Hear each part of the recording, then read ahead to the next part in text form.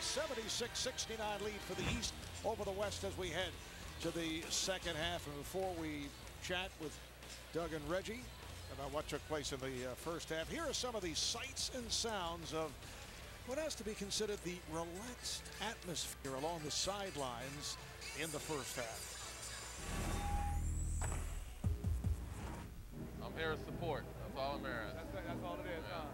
Great towel waiver. Yeah. Clever, whatever. Tell me to stand in the corner. I was ready to shoot the three, Chief. Oh! Oh, jump ball. Oh, good call, Ref. I bet you won't go out there and try it. I'll do it for fun. Well, for the first half, the West led by Carmelo Anthony of the Denver Nuggets, who was a question mark as to how much time he would play because of that ankle problem, but Carmelo with 17 points to lead the way. Now, Marv, you got off to a great start, too. He had 13 of those in the first quarter. When you do that, you get out on the break, you make some jump shots. He was able to step back here early and knock down the long three ball, and then you get out on the break. Chris came in here, does a nice job offensive rebound. 11 offensive rebounds for the West, which was a big part of their attack. And then Carmelo finishing on the break. So the nice pass from Steve Nash and 13 first quarter points. You're wondering why the East is up 7 points, shooting 60% from the field. It's like shots like this from LeBron James, knocking down the three early. And I talked about him and Magic Johnson, probably the best at 6'8", 6'9", being able to take the ball into the teeth of the defense and being able to finish. And a look at some of the halftime statistics. LeBron James 4 of 8, 11 points. And Carmelo Anthony 8 of 14 along with 8 rebounds. The West shooting 49% from the field and the East just under 60%.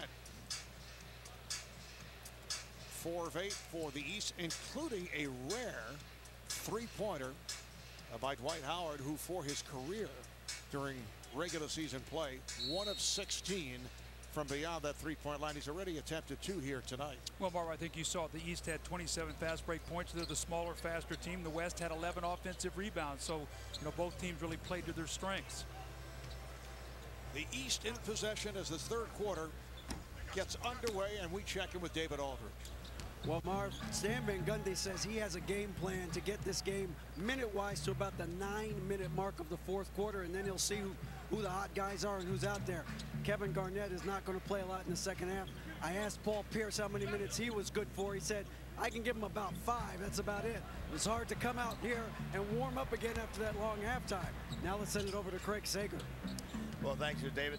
George Karl said he's going to go with that 4-point guard lineup early in the fourth quarter. He wants to see what it can do running up down the court. He also says, as Doug and Reggie were commenting, he's having a hard time sitting down below. He said, I got up one time to talk to the team. I think my knee popped.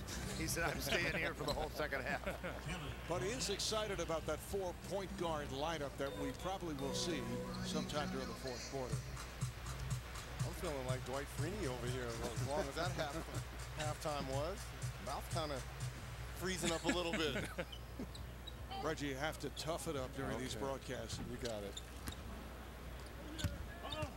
Stoudemire had it poked away by Howard. Marv Albin along with Hall of Famer Doug Collins, future Hall of Famer Reggie Miller, and Craig Sager and David Aldridge working the sideline. It's the 59th NBA All-Star game. It all dates back to 1959 at the old Boston Garden, a win for the Eastern squad. Here is Duncan. Oh my goodness. And Howard goes the distance. You saw that coming. Well, he knocks down a 3 in the first half. Now he's playing point guard here at the beginning of the third. And Reggie wishes he would have seen that in a slam dunk competition last night.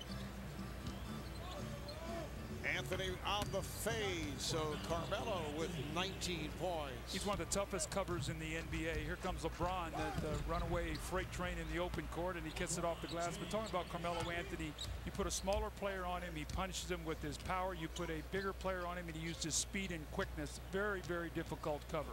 Here's the speed and the strength. Rebounded by Garnett. Both teams back to their starting lineups. James trying to save it. Duncan is on it. Stolen by James. Here's LeBron putting it up off the backboard, but Wade could not field it, then just turns, hits the fadeaway. And now the West has to do something to try and not let this game get too far away from them. Got to keep it within striking distance. Nowitzki posting, spinning. Amari Stoudemire able to get to it. And the foul as Duncan is pushed. The West sharing the ball on that sequence. Well, you can see the difference in the two teams. Just look at the size, Reggie. We talked about the 27 fast break points in the first half. They've come out the East already. We've seen LeBron go end to end. We've seen Dwight Howard and the fast breaks. And for the West, if you got Duncan out there with Nowitzki, Stoudemire, Carmelo Anthony, and Steve Nash, and you got a lot of your older players. So, you know, stiffening up and sitting down there for 30 minutes is a factor. Tim Duncan in his 12th All-Star appearance. You know, when Tim Duncan played in his first ever All-Star game back in 1998, Kevin Durant was 9 years old. You think he was thinking that?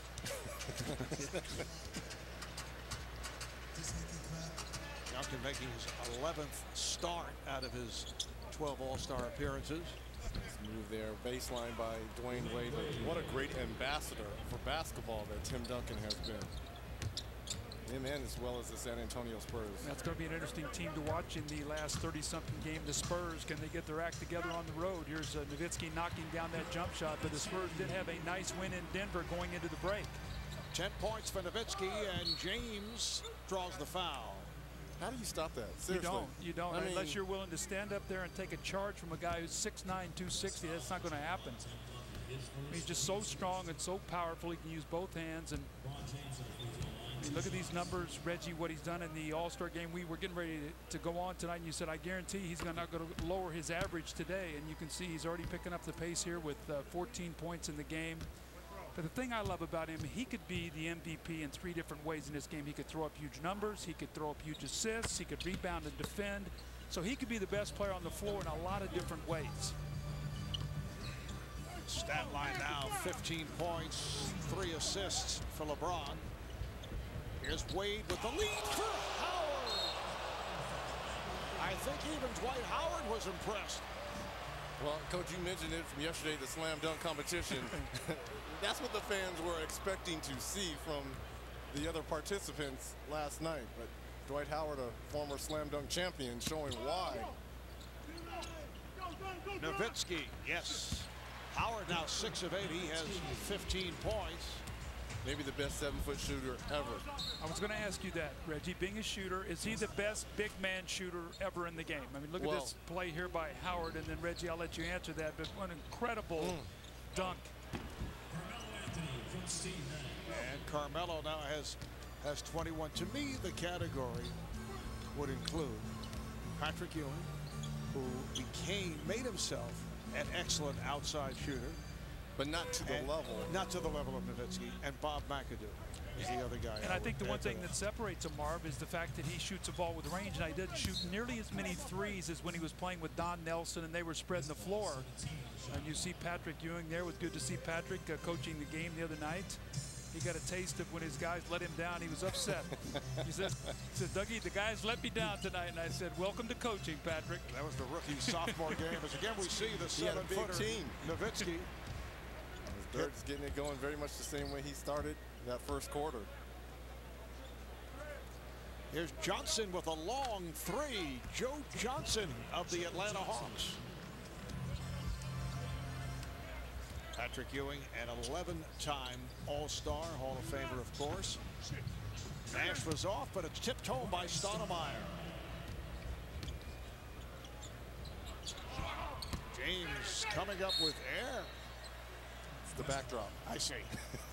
It's the dome. We did talk about this earlier, and I would think, and we've discussed it before, it is a problem when you play in a dome stadium because it is sightlines. It's all about sightlines for shooters and possibly scores.